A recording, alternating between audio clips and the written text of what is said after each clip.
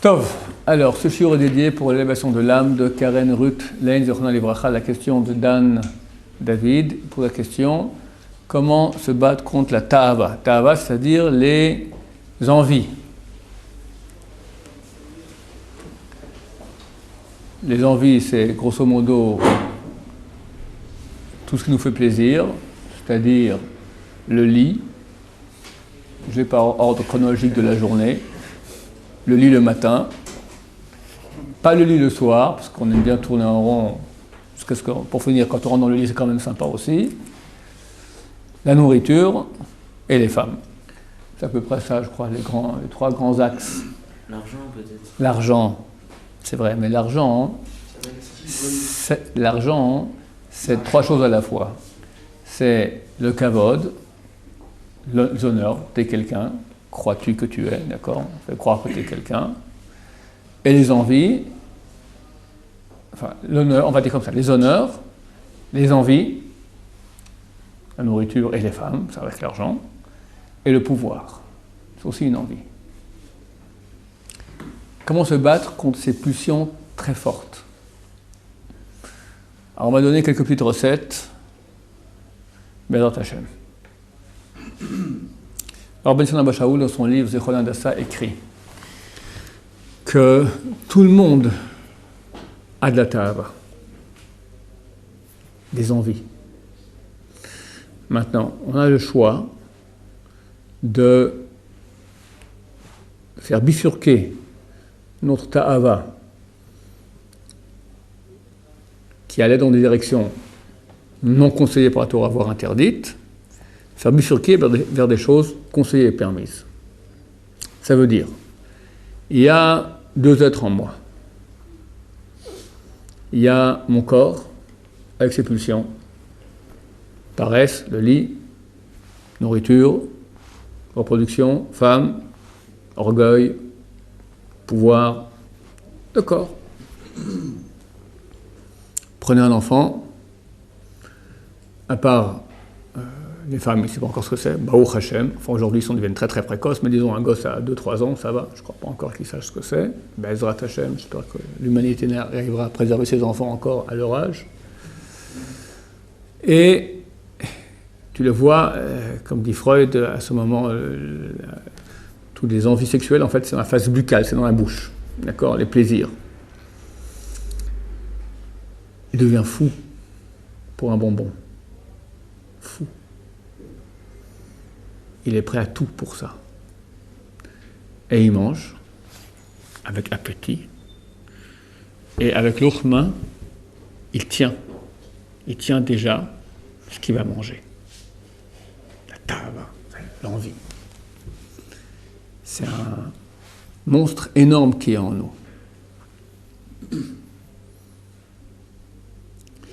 Je voulais dire aussi la drogue aujourd'hui. Moi, je ne connaissais pas ça, mais aujourd'hui, il y a d'autres ta'avot, d'accord? Bon, toutes sortes de vices. Maintenant, on a ce corps qui a des pulsions monstrueusement grandes. Qu'est-ce qu'on peut faire? Se retenir, difficile. Rabbi Samba Shaoul conseille et dit qu'il y a une autre partie en toi qui là aussi a des envies très fortes. C'est une partie qui est spirituelle, que les enfants ne connaissent pas parce que ces parties spirituelles ne sont pas encore développées chez eux. Mais, à force de grandir, au bout d'un moment, on reçoit ces parties. À l'âge de 13 ans, le jour où l'enfant devient bar mitzvah, au moment précis où il fait son discours de bar mitzvah, il reçoit, s'il le fait pas, il reçoit aussi, mais s'il le fait, à ce moment-là, il reçoit un morceau de ruach. Avant, il n'y avait que nefesh. Nefesh, c'est la partie la plus basse spirituelle. Le jour de bar mitzvah, il reçoit ruach, une petite partie. Cette partie va et grandit, jusqu'à l'âge de 20 ans. 20 ans, il reçoit un neshama. Donc, il y a un moment, dans la jeunesse, on commence à recevoir suffisamment de ruach. Et si on n'a pas reçu jusqu'à l'âge de 20 ans, alors dès l'âge de 20 ans, ça devient vraiment nécessaire, où on peut commencer à sentir qu'il y a, en plus que chez nous, le corps, il y a autre chose. Ce qui fait que dans cette période d'âge, très souvent, un jeune homme pose des questions existentielles. Pourquoi je vis? À quoi ça sert tout ça? Comment, en tout cas aujourd'hui, tu n'es pas posé cette question. Ce n'est pas un surplus d'intelligence, c'est un surplus de maturité spirituelle. C'est autre chose tout à fait, c'est la neshama. La neshama, elle est avide de sens. On peut remplir la neshama des besoins qu'elle a. Elle a des besoins très forts, la neshama. Vous regarderez que dans l'histoire, les plus grandes révolutions qu'il y a eu n'ont pas eu lieu à cause de la ta'ava. Ce n'est pas les pulsions corporelles qui ont fait les grandes révolutions. C'est des pulsions idéales.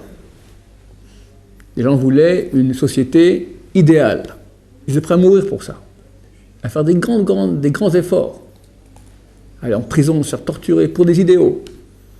Ça veut dire qu'il y a en nous aussi une partie qui, si on la dévoile en nous, elle peut nous pousser à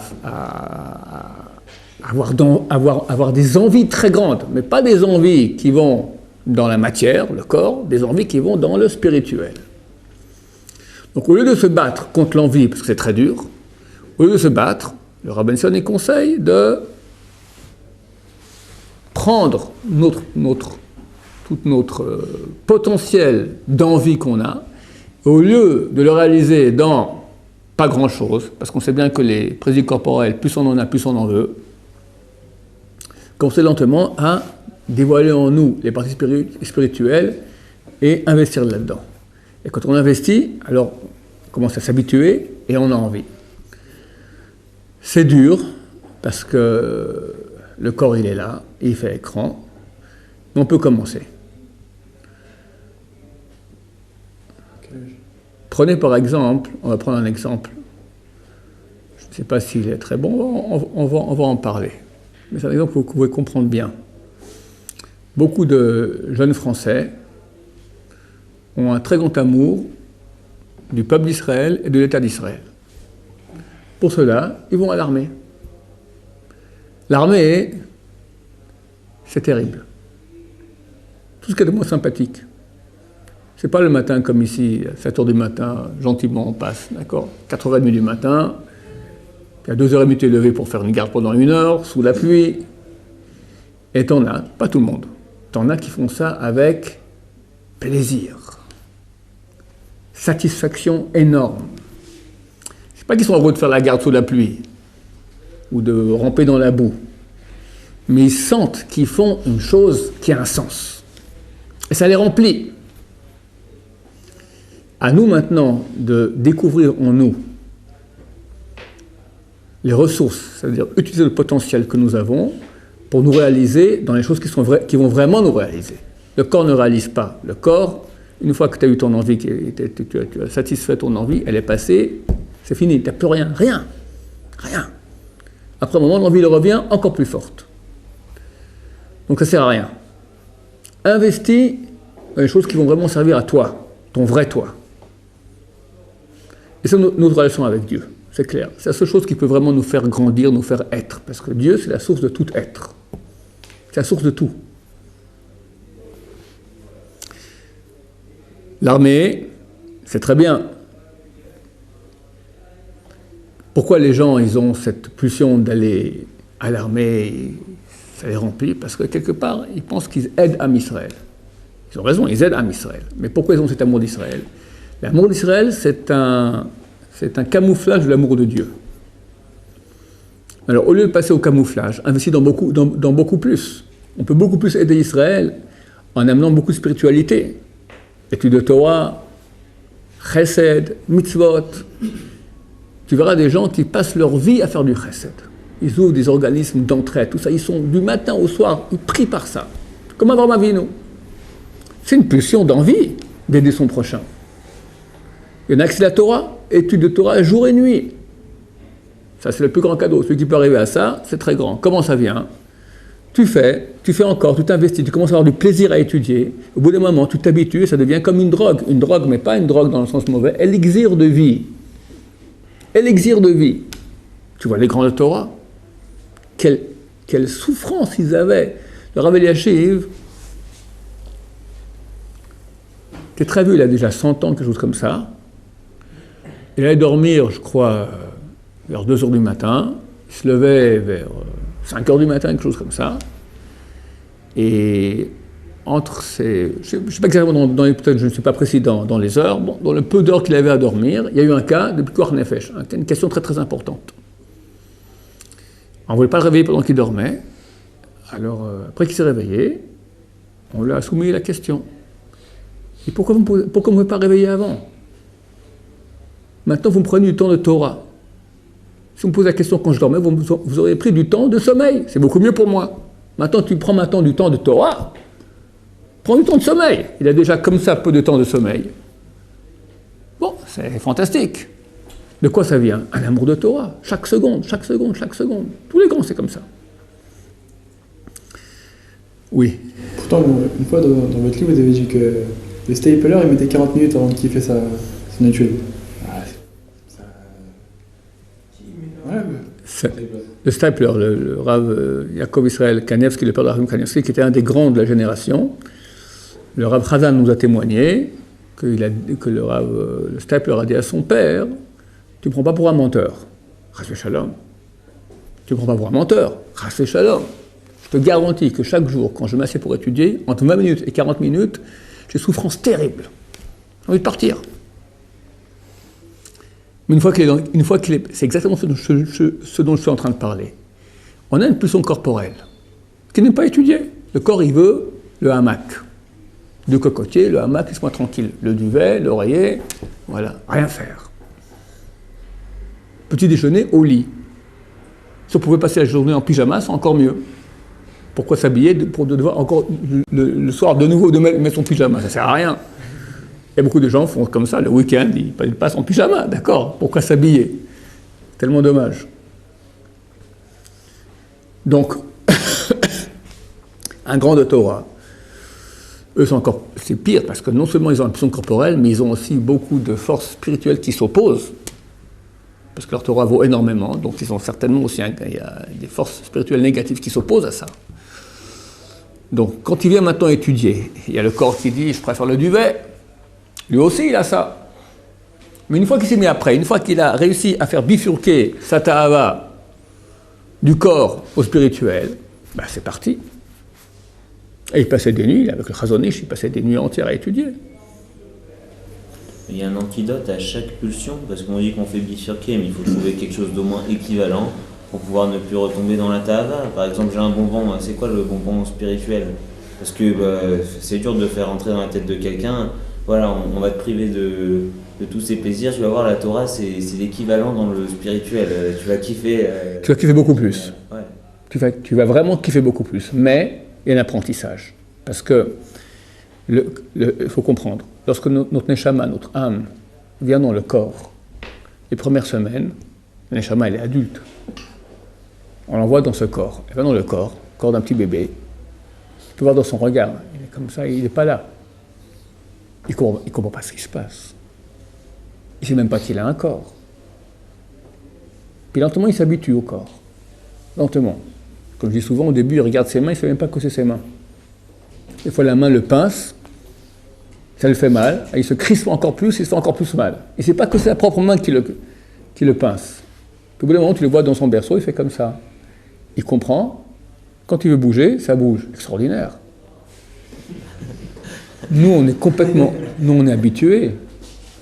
On est complètement habitués à ce corps. On sent que c'est nous. C'est pas nous. C'est pas nous.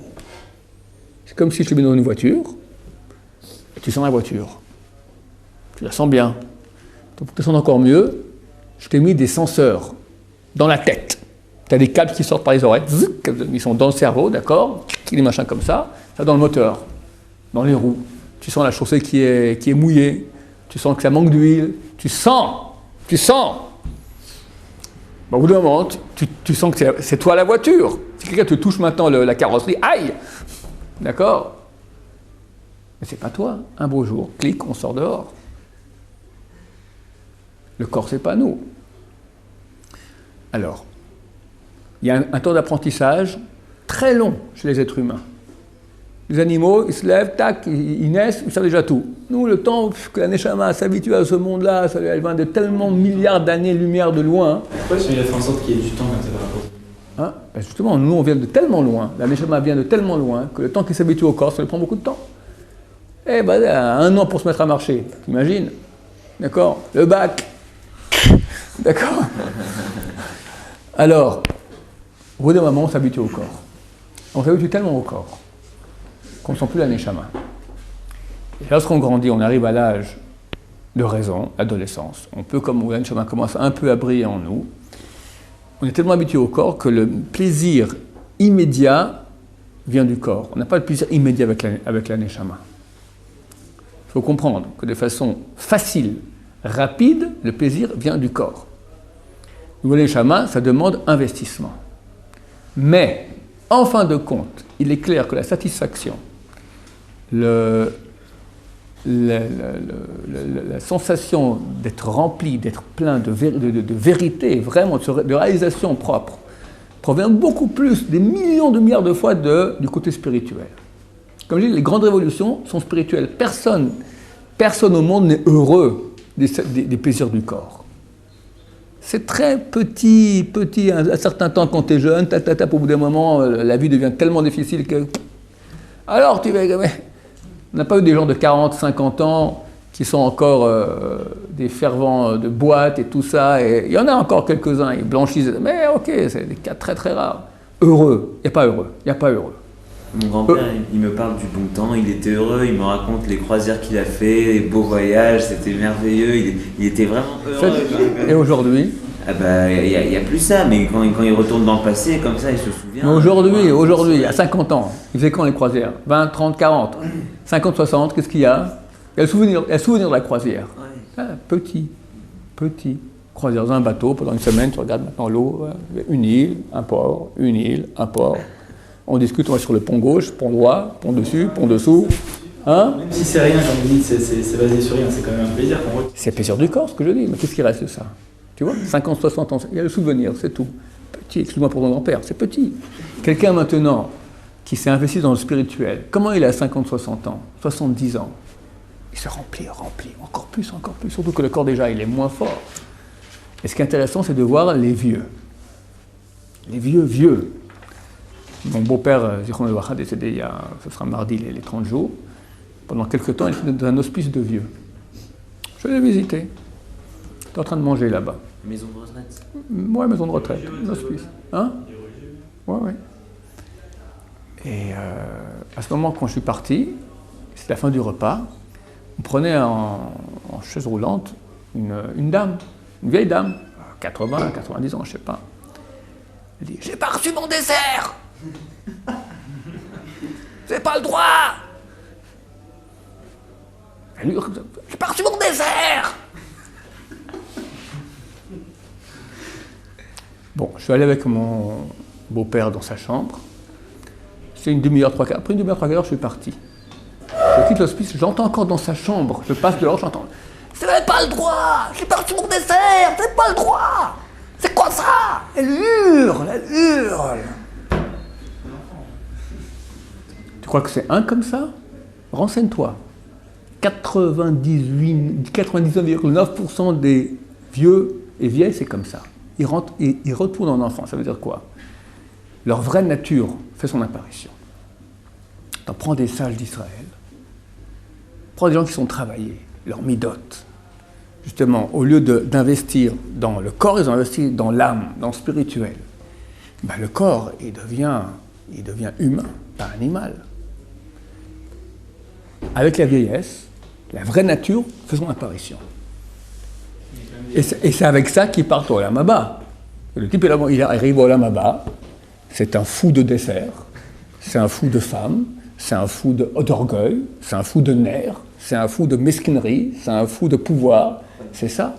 Mais il est fichu, il a tout raté. Donc il y a un effort à faire, c'est clair. Mais non seulement il y a un effort à faire, donc de faire passer de l'un à l'autre, mais en plus, j'ai dit, ça remplit, ça donne. Quelqu'un qui a réussi à juguler on va faire passer maintenant, bifurquer les envies du corps vers les choses de l'âme, on grandit. D'abord, il est heureux, il est moins asservi. Tu sais à quel point on est asservi au plaisir du corps. Imagine, tu as une langue comme ça qui pend et tu as un peu plus de filles, un peu plus de nourriture, un peu plus d'argent, un peu plus d'honneur, un peu plus de pouvoir. Toute la journée, comme ça. C'est ça. Aujourd'hui, 99% de la population, c'est ça. Affamé, pas heureux, affamé. Affamé, donne-moi encore un petit kiff de quelque chose. Asservi, un asservissement, addicté. Comme un type qui se shoot à l'héroïne, d'accord? Demande-lui, ah, quel kiff. Flash. Hein? Toi, tu aurais le côté, zinzin, type, il est en train de se bousiller maintenant. Mais il kiffe, ah, tu sais. Il kiffe. Il se bousille. Et dès qu'il a pas sa dose, il devient fou. Ben, c'est ça l'humanité aujourd'hui. L'humanité corporelle, c'est ça. Un asservissement. Addicté. Tu peux te libérer de ça. Ça demande des efforts. Mais ça paye énormément. On ne peut pas oublier nos tavot matériels tout de même. Parce que... Alors, attends, je te dis le target, comment faire, changer et faire passer maintenant. Quand tu fais passer, quand tu crées chez toi maintenant une envie à autre chose, et bien cette envie, elle vient à la place d'autres envies.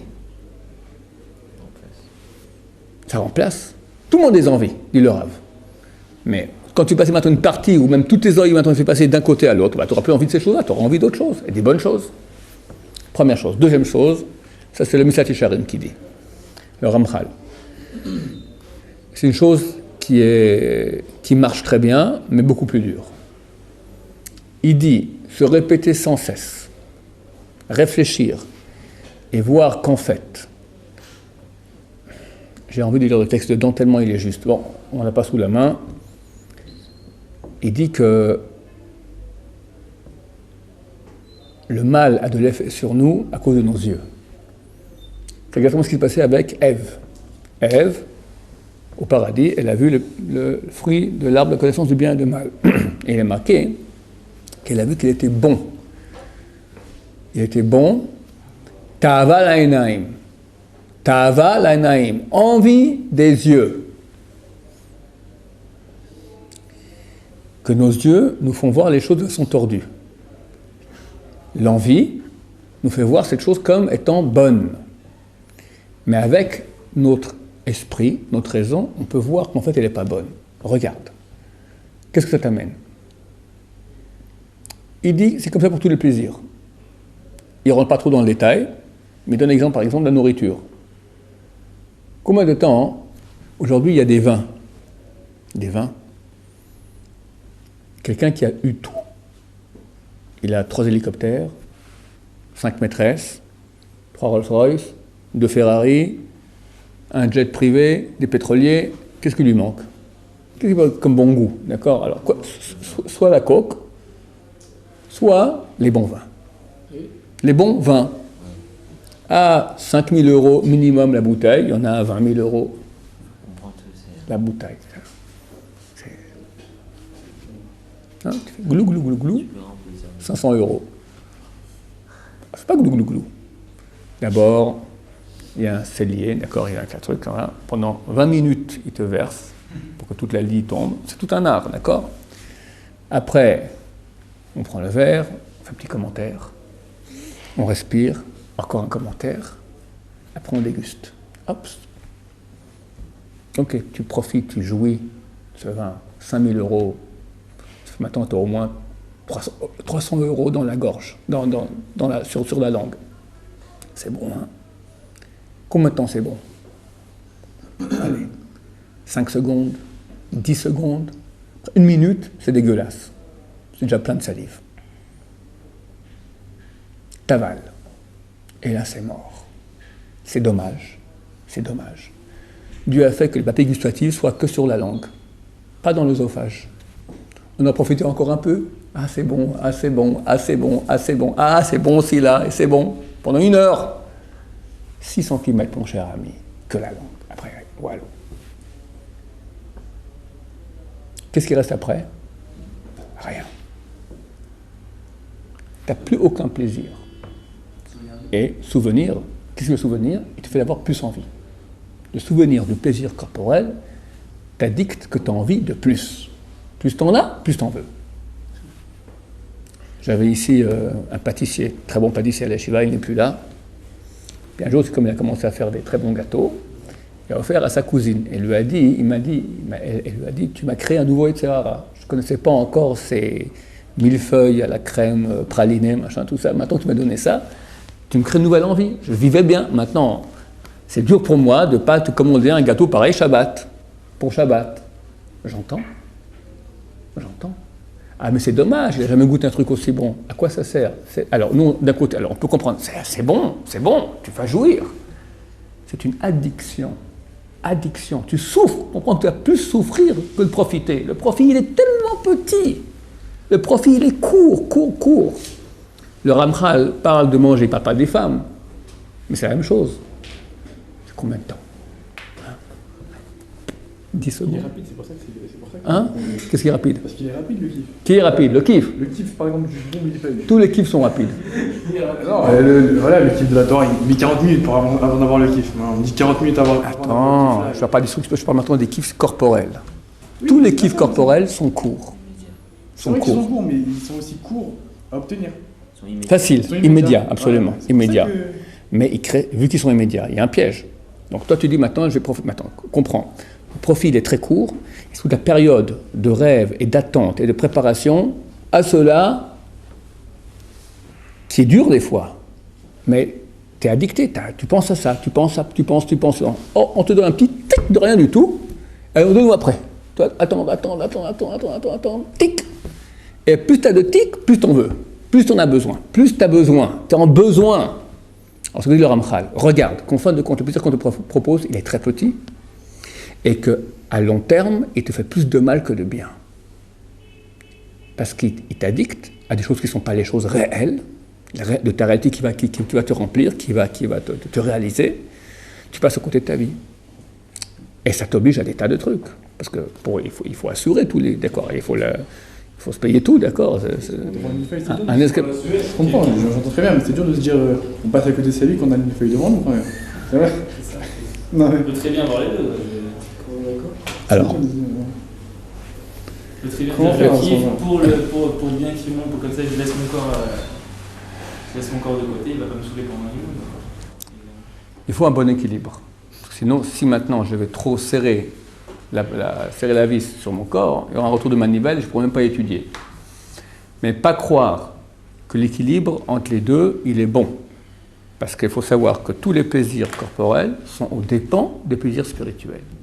Or, eux te tuent, eux te font vivre, te réalisent. Il y a une Gemara qui dit, Tamid, page 32, Alexandre le Grand est arrivé en Israël. Il est allé voir les sages du Negev. Negev est les grands sages d'Israël. Negev, c'est une partie désertique, il n'y a rien, il n'y a pas les profits de la vie, il y a le soleil et le sable. Là-bas, il y a les grands sages d'Israël. Il leur a posé 10 questions. Première question qu'il leur a posée, c'est la première, une des 10 questions qu'il leur a posées, que doit faire l'homme pour vivre? C'est la question numéro 1, existentielle. Que faire pour vivre? Je veux vivre. C'est le but de chaque être humain, vivre au maximum. Les sages ont répondu, se tuer. Se tuer. Ça veut dire, tue ton corps, tue tes envies, tu vivras. Après, il leur a demandé, que doit faire l'homme pour mourir? Il a dit, qui vive? Vas-y, éclate-toi dans tous les bonheurs de ce monde. Tu meurs. Et regarde, c'est tellement vrai. Regarde les gens qui profitent de ce monde au niveau corporel, c'est tout. Profite. Qu'est-ce qui reste d'eux? Regarde, à 20 ans, il s'éclate. 25 ans, 30, 35 ans. Le type, il est invivable. Il ne peut même pas se marier. S'il marie, il divorce. Invivable. Il est envieux, jaloux, mesquin, orgueilleux, avare. Après, vous parlez d'extrême, on peut parler de pas d'extrême, je ne sais pas ce que veut dire normaux. Aujourd'hui, je ne sais pas ce que veut dire normaux. C'est tellement terrible. C'est tellement terrible tout ce qu'il y a autour de nous. Simplement comprendre que les choses sont un aux dépens de l'autre. Alors il se peut que tu auras des gens qui ont un équilibre, ils ont un peu de spiritualité, un peu de matérialité, mais c'est un aux dépens de l'autre. Alors qu'est-ce que tu as maintenant? Là, tu as la vie éternelle, tu as être. Tu me dis, ok, il n'est pas aussi mauvais que ce que vous me dites. Mais il n'est pas complètement bien. Il peut être des milliers de fois mieux. Tout ce qu'on donne dans le corps est au dépend. Alors je ne vais pas demain devenir tous des ascètes. Ce n'est pas du tout notre job à nous, on n'est pas au niveau. Mais commence un peu moins, 1 millimètre en moins, et après encore 1 millimètre en moins. Tout ce que tu peux moins investir dans le corps, t'investis dans l'âme, c'est du gagner à, pas 1000%, infini. Parce que l'âme, c'est infini. C'est ce qui te remplit vraiment. Et comprends que tu souffres beaucoup moins après. Tu souffres beaucoup moins, parce qu'il faut assurer tous les plaisirs du corps. Ça nous tue. Il faut comprendre que ça nous tue. Alors quand on entend ce que j'ai dit, on le répète, d'accord? C'est ce que le Ramchal, tu vas répéter sans cesse. Voir à quel point les plaisirs de ce monde que l'on propose, c'est de l'imagination. Il dit 3 mots là-bas. Il dit Kozvim, ce sont des plaisirs menteurs, parce qu'il propose beaucoup plus que ce que c'est. Chaque plaisir que tu as attendu longtemps, lorsque tu l'as, il est moins que ce que tu croyais. Tu n'es pas d'accord? Ou tu dis oui, il est beaucoup moins que ce que tu croyais. D'accord? C'est beaucoup moins que ce que tu croyais. Kozev, Medoumé, c'est fruit de l'imagination. Vera'ato ametit. Et le mal qu'il y a en lui, il est vrai. Le mal qu'il y a, ça contient un mal, ça contient cette addiction qu'il y a. Le fait que tu es addicté, ça te crée maintenant toute une dépendance. Tu as besoin de cela, c'est un truc qui t'a servi. Tu deviens un servile, esclave de ta tahava, de ta langue ou d'autres parties du corps petites. Chazal on dit, il y a un petit organe chez l'homme, celui qui l'affame, il est rassasié. Celui qui le rassasie, il est affamé. Il ne parle pas que de la langue.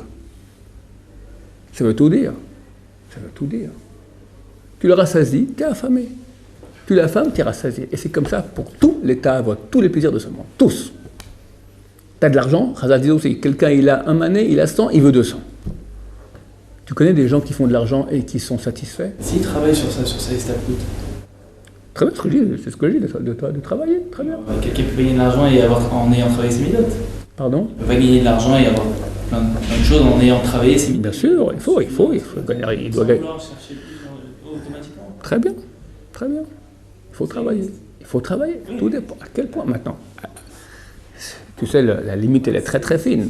Au niveau, je ne sais pas si je peux en parler tellement c'est dur, mais au niveau idéal, j'ai entendu d'un grand kabbaliste il y a quelques mois, après la Kabbalah, chaque plaisir que tu as de ce monde qui n'est pas nécessaire, sans ça tu ne peux pas.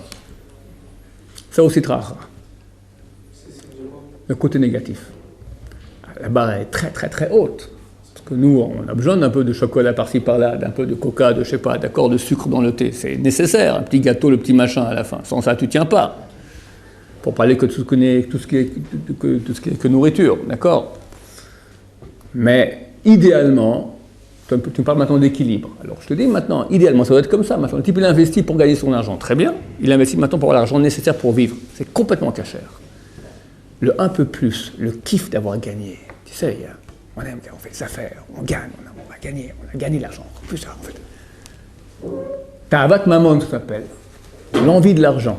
Mais c'est des gens que c'est leur vie. Ils se lèvent à 6h du matin et vont à 11h du soir, tous les jours dans leur bureau, faire de l'argent. Je connais des gens qui sont multimilliardaires. Et bien, ils passent leur temps, leur vie à faire encore plus d'argent. C'est comme la Torah. Oui, exactement. Le Rav, il a dit. Donc tu as des envies maintenant. Ou tu investis ça dans rien, parce qu'à quoi ça te sert tous ces milliards de milliards? Un beau jour, il va crever et tu crois qu'il est heureux. Divorcé combien de fois? Bon, je ne vais pas parler de cas qu'on ne reconnaisse pas, mais la vie, elle est à côté de sa plaque, le type. À côté de tout. Mais l'argent. Tu crois qu'il a un seul vrai ami? Il n'y a pas. Il a une seule vraie femme qu'il aime pour lui. Quelqu'un a des milliards, il n'y a pas une femme. Il a 10 femmes. Mais dans les 10 femmes qu'il a, il n'a pas une. Il n'y a rien. Il croit qu'il n'a rien. Addicté à sa ta'ava, à ses envies. Misken, pauvre type. Et ça, c'est ici. Après, voilà Maba, vraiment plus rien. Tu comprends? Alors que s'il se retient maintenant, vas-y, prends cet argent, utilise-le pour le bien. C'est déjà très bien, ok, mais même le fait de cet amour de l'argent, ça déjà en soi, c'est pas juste. Bon, on s'arrête ici. Baruch Adonai, Amen. Que Dieu vous aide, Bérat Hashem, pour sauver des envies.